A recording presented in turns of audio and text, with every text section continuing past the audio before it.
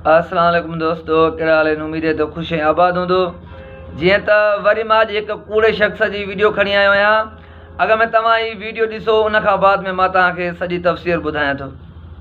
पीर महबूब सुभानी शहबाज लामकानी औरत आई अर्ज करे थी, ओ सोना मुर्शिद ॾाढी सिकायल आया, पुटाणो औलाद नाहे। तू मुर्शिद आहीं, रब जो लाडलो दादलो आहीं, रब जो दोस्त आहीं, मुखे पुट जी जरूरत आ। साईं फरमायो त अम्मा तरस तुंहिंजे लाइ रब जे अॻियों हथ खणा थो। हथ खयो, मौला हीअ न्याणी मुंहिंजे दर ते आई आ,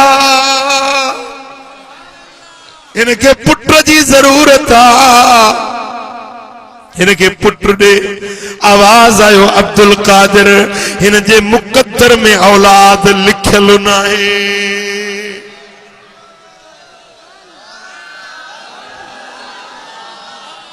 लोहे महफूज में हिन जे मुकद्दर में औलाद लिखल नाहे। साईं हथ कया, मौला ब पुट दीस। आवाज आयो अब्दुल कादिर, हिन जे मुकद्दर में हिकड़ो पुट नाहे, तू चवी तो ब पुट। अर्ज कई, मौला टे पुट दीस। आवाज आयो अब्दुल कादिर, हिन जे नसीब में हिकड़ो पुट नाहे, तू टे तो घुरी। अर्ज कई, मौला चार खणी दीस। आवाज आयो अब्दुल कादिर, हिन जे मुकद्दर में हिकड़ो पुट नाहे, तू चार तो घुरी। अर्ज कई, मौला खणी पंज दीस, तुझे खजाने में खोट कर। आवाज आयो अब्दुल कादिर, हिन जे मुकद्दर में हिकड़ो पुट नाहे, तू पंज तो घुरी। अर्ज कई, मौला छह पुट दीस। आवाज आयो अब्दुल कादिर, हिन जे नसीब में मुकद्दर में लो महफूज में हिकड़ो पुट लिखल नाहे, तू छह पुट तो घुरी। अर्ज कई, मौला सत पुट तो करीस। सुभान अल्लाह। उन वक्त में हजरत सैयदना अब्दुल कादिर के इल्हाम चे तो, आवाज चे तो, अब्दुल कादिर तुझे सदके ने के सत पुत्र दिनासी। तो दोस्तों, जी तव्हां ही वीडियो ॾिठी त जंहिंमें हू चए थो त अब्दुल कादिर जीलानी रहमतुल्लाह अलैह वटि हिकिड़ी औरत आई, उनखे पुट जी औलाद न पई थिए। सो हुन अल्लाह सुब्हानो ताला खां दुआ घुरी त अल्लाह साईं हिनखे हिकिड़ो पुटु ॾे। त मथां गेबी आवाज़ आयो त जे इन जे लोहे महफूज़ में जुमला यादि करे ॿुधिजो तव्हां त लोहे महफूज़ में इन जे लाइ पुट न आहे लिखियलु। त अब्दुल कादिर जीलानी रहमतुल्लाह अलैह चयो त अल्लाह साईं हिनखे ॿ पुट ॾे।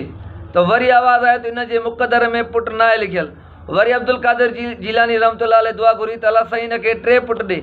वरी आवाज़ आयो त इन जे लाइ लोहे महफूज़ में पुट न आहे लिखियलु। त वरी अब्दुल कादिर जीलानी रहमतुल्लाह अलैह वरी दुआ घुरी त हिनखे चार पुट ॾे। तो वरी आवाज़ आयो तो इन जे मुक़दर में पुट न आहे लिखियलु। तो वरी अब्दुल कादिर जीलानी रहमतुल्लाह अलैह चयो त अल्लाह हिनखे पंज पुट ॾे। तो वरी आवाज़ आयो तो इन जे लाइ लोहे महफूज़ में पुट न आहे लिखियलु। तो वरी अब्दुल कादिर जीलानी रहमतुल्लाह अलैह दुआ घुरी त अल्लाह हिनखे छह पुट ॾे। तो वरी आवाज़ आयो तो इनखे इन जे लाइ लोहे महफूज़ में औलाद न आहे लिखियलु। तो वरी अब्दुल कादिर जीलानी रहमतुल्लाह अलैह दुआ घुरी त अल्लाह हिनखे सत पुट ॾे। तो अल्लाह सुब्हानो ताला चयो त हिनखे सत पुट मां ॾिना।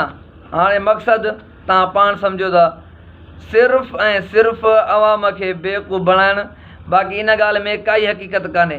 हाणे ॾिसो न, हीउ ज़ालिम त कीअं माना इन जो माना आहे त अब्दुल कादिर जीलानी खे रहमतुल्लाह खे एॾी ताक़त आहे जो माना अल्लाह सुब्हानो ताला ते बि माना हू ज़ोर करे पुट वठी सघे थो। नऊज़ बिल्लाह सुमन आऊज़ बिल्लाह।